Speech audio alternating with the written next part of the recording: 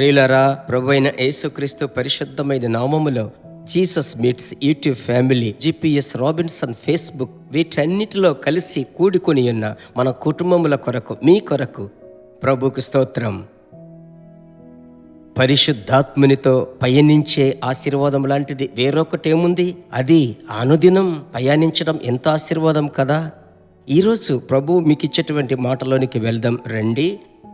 లూకా సువార్త 11వ అధ్యాయం 1వ వచనములో, ఆయన ఒక చోట ప్రార్థన చేయుచుండెను. ప్రార్థన చాలించిన తరువాత ఆయన శిష్యులలో ఒకడు, ప్రభువా, యోహాను తన శిష్యులకు నేర్పినట్టుగా మాకును ప్రార్థన చెయ్య నేర్పుమని ఆయనను అడిగెను. శిష్యులు ప్రభువును చూసి అడుగుతున్నారు, మాకు ప్రార్థనను గూర్చి బోధించండయ్యా. యోహాను, బాప్తిసమిచ్చి యోహాను తన శిష్యులకు బోధించినట్లుగా మాకు బోధించండి. ఏ సందర్భంలో వారు అడిగారు? వాక్యము సెలవిస్తుంది, యేసయ్య ఏకాంతముగా వెళ్ళి ఒక చోట ఆయన ప్రార్థించేది చూస్తున్నారు. నాకు ప్రియమైన దేవుని బిడ్డలారా, మీకు ప్రార్థన జీవితములో ఒక పరిపూర్ణమైన జీవితము కావాలి. అది ఎవరివ్వగలరు? పరిశుద్ధాత్ముడు మాత్రమే ఇవ్వగలడు. పరిశుద్ధాత్ముడు మీ హృదయంలోనికి వచ్చినట్లయితే మిమ్మల్ని చూసి తరచూ నాతో కలిసి ప్రార్థిస్తావా? ప్రభు అయినటువంటి యేసు తన ఆత్మచేత ప్రేరేపింపబడి మిమ్మల్ని ప్రార్థింపచేస్తాడు. ఒక సందర్భములో చూడండి, అపోస్తలుల కార్యములు 3వ అధ్యాయం. పేతురు, యోహాను ప్రార్థన సమయమైనటువంటి 3 గంటలకు వారు దేవాలయమునకు వెళ్ళుచున్నారు. ఆ ఆది సంఘము కాలములో సేవకులకు ఒక ప్రార్థన సమయం అనేది ఒకటి ఉంటుంది. ప్రార్థన సమయం అనబడిన పగలు 3 గంటలకు పేతురు, యోహాను చాలా బిజీగా ఉన్నారు. సూచక క్రియలు, మహత్కార్యాలు జరుగుతున్నాయి. అయితే ఆ ప్రార్థన సమయం, మందిరానికి వెళ్ళాలి, ప్రార్థించాలి. ఆ విషయంలో తేటగా ఉన్నారు. చూడండి, నీవు నేను ఈరోజు చాలా బిజీగా ఉండాలి. అయితే ప్రార్థన సమయం మిస్ చేసుకోకూడదు. బైబిల్ రీడింగ్ మిస్ చేసుకోకూడదు.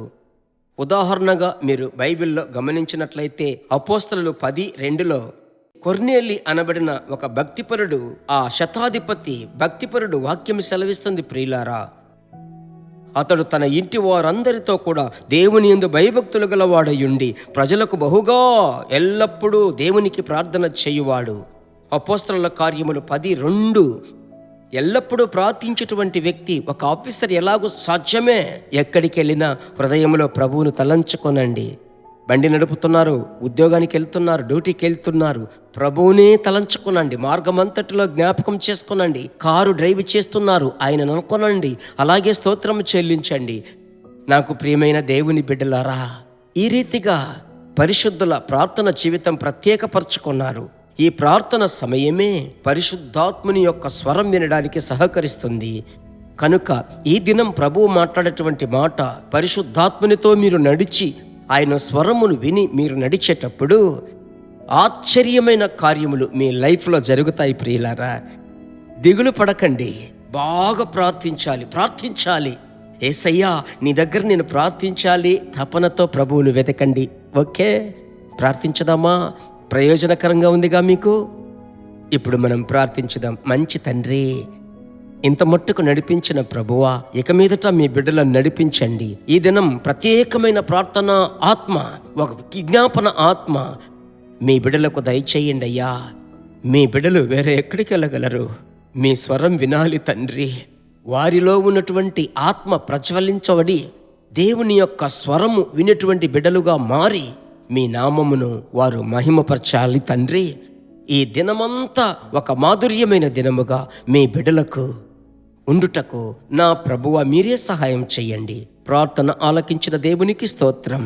ప్రియులారా, మీరు Jesus meets YouTube channel subscribe చేశారని నేను నమ్ముచున్నాను. ఒకవేళ ఇంకా చేయకుండా ఉన్నట్లయితే ఈరోజు సబ్స్క్రైబ్ చెయ్యండి.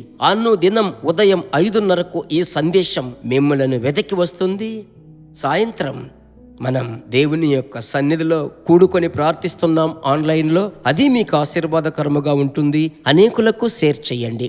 God bless you. మైన దేవుని బిడ్డలారా, ఈ వర్తమానము మీకు మిక్కిలి ఆశీర్వాదకరముగా ఉందని మేము నమ్ముచున్నాము. ఇంకనూ మా వర్తమానములను విని ప్రభువులు ఆశీర్వదింపబడుటకు జీసస్ మీట్స్ మినిస్ట్రీస్ అను మా యూట్యూబ్ ఛానల్ ను సబ్స్క్రైబ్ చేయండి. మరియు మా ప్రార్థన సహాయముకై మీరు సంప్రదించవలసిన మా ఫోన్ నెంబర్ 9842522836 మరియు 7299546363. Email gpsrobinson@hotmail.com. ప్రభు మిమ్మును ఆశీర్వదించునుగాక.